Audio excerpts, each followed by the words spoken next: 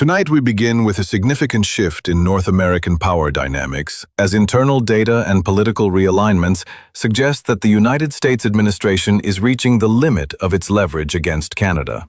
For several years, Canada's primary vulnerability in bilateral negotiations was a fractured political landscape, characterized by a minority government and a deeply divided parliament that made the country predictable and manageable under external pressure.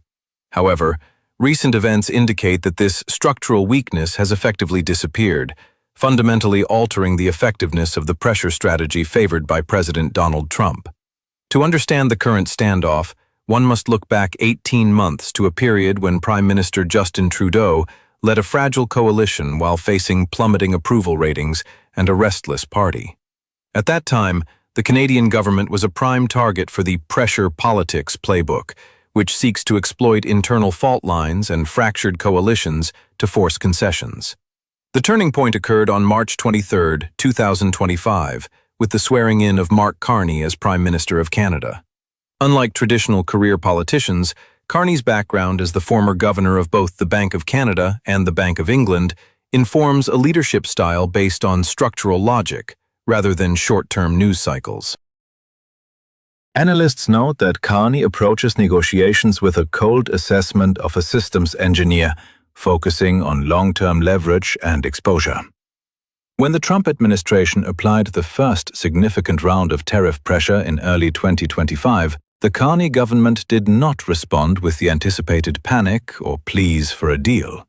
Instead, Ottawa implemented a precise, measured counterframework designed for long-term endurance. This shift marked the beginning of a broader transformation within Canada's political system, moving away from reactive diplomacy toward a pre-designed contingency architecture that is currently reshaping the relationship between the two nations. The current consolidation of Canadian executive power is being mirrored by a simultaneous fragmentation within the official opposition, creating a significant shift in political gravity. While Prime Minister Mark Carney strengthens the government's position, the Conservative Party, led by Pierre Poilievre, is experiencing what political analysts describe as an unprecedented wave of floor crossings. This internal collapse is not isolated to a specific region. Rather, it involves members of parliament from various ideological wings of the Conservative tent. Sources familiar with internal caucus discussions indicate that the primary driver for these departures is a rigid environment of control. MPs have reported being restricted from independent thought and constituent-focused advocacy, being directed instead to adhere strictly to centralized messaging.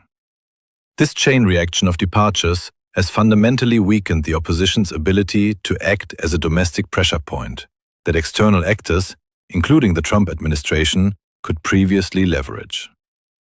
As these departing members move toward the Carney government, they bring added legitimacy and cross-partisan credibility to the Liberal administration. This domestic shift has directly impacted the ongoing trade dispute. Rather than seeking a face-saving compromise to mitigate tariff pressure, the Carney government has activated a pre-designed strategic architecture to reduce dependency on the United States. Key moves include the acceleration of trade diversification talks with the European Union and the transition of post-Brexit bilateral framework discussions with the United Kingdom from preliminary to substantive status. Furthermore, Canada has moved toward concrete negotiations with Indo-Pacific partners, including Japan, South Korea, and India. Domestically, Canadian procurement policies have begun systematically reducing reliance on American suppliers in critical sectors. This transition is not merely logistical, but psychological. Recent polling indicates that consumer sentiment has shifted dramatically, with support for Canadian-made products reaching historic levels, and Carney's approval ratings climbing as a direct result of his firm stance against Washington. The strategic transformation in Ottawa carries significant implications for the global trade landscape and the American domestic economy. International observers from the European Union, Japan, South Korea, and Australia are closely monitoring Canada's ability to withstand sustained economic pressure from Washington. By maintaining structural integrity and domestic support, Canada is establishing a precedent for how mid-sized allied nations may respond to economic coercion. This shift directly impacts the $900 billion bilateral trade relationship, which supports over 400,000 American jobs. As Canadian procurement shifts and consumer behavior favors diversification, the resulting costs are beginning to manifest in manufacturing supply chains and quarterly earnings for U.S. companies, particularly in border states like Michigan, Ohio, and New York. The magnitude of American exposure is further highlighted by critical energy and resource dependencies. Canada remains the single largest foreign supplier of crude oil to the United States, provides the majority of natural gas imports, and accounts for approximately 60% of American uranium imports. While the Carney administration has exercised restraint in utilizing these energy exports as explicit leverage, the underlying reality of this dependency remains a central factor for Washington planners. Current data suggests that every round of U.S. tariff pressure has inadvertently strengthened Carney's domestic mandate and accelerated Canadian efforts to reduce American economic influence. As the situation evolves, analysts are tracking three primary trajectories: a total consolidation of a Canadian majority government, a prolonged economic standoff with accumulating costs for both nations, or an external global event forcing a recalibration of priorities.